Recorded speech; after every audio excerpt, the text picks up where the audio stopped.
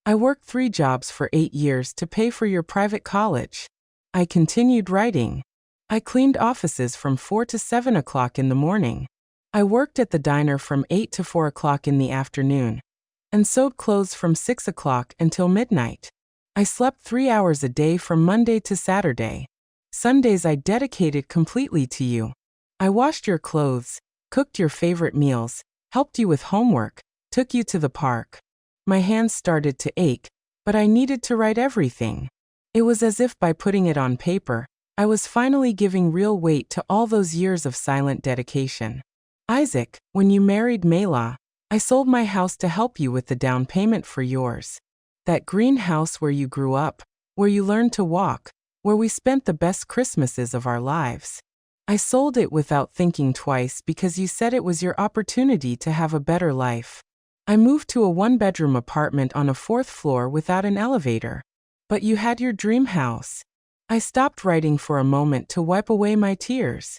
Fiona approached with concern. Are you feeling well, Mrs. Stone? Your blood pressure is going up again. I'm fine, Oni. For the first time in years, I'm perfectly fine. I continued with the letter.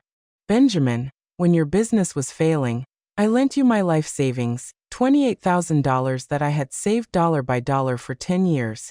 Working weekends until I was 70, selling food at the door of my building, saving every penny of my pension.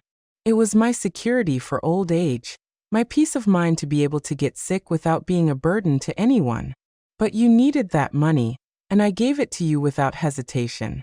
The irony hit me like a slap. I had spent my financial security so they wouldn't see me as a burden. And now they saw me as exactly that, a burden. But none of this matters now, I wrote, feeling that each word freed me a little more. What has really killed me has not been the financial sacrifices. What killed me was discovering that on Wednesday, when I was fighting for my life on an operating table, you were toasting with champagne at a party. I closed my eyes and allowed myself to relive that humiliation once more.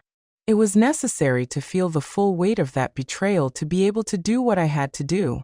The doctors called you at 2 o'clock in the afternoon to tell you that my heart had failed, that I had had multiple cardiac arrests, that the situation was critical.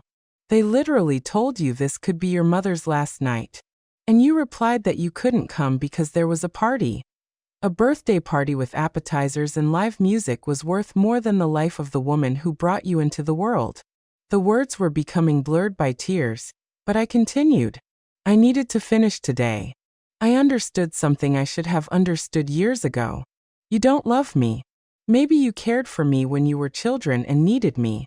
But that feeling evaporated the moment you became independent.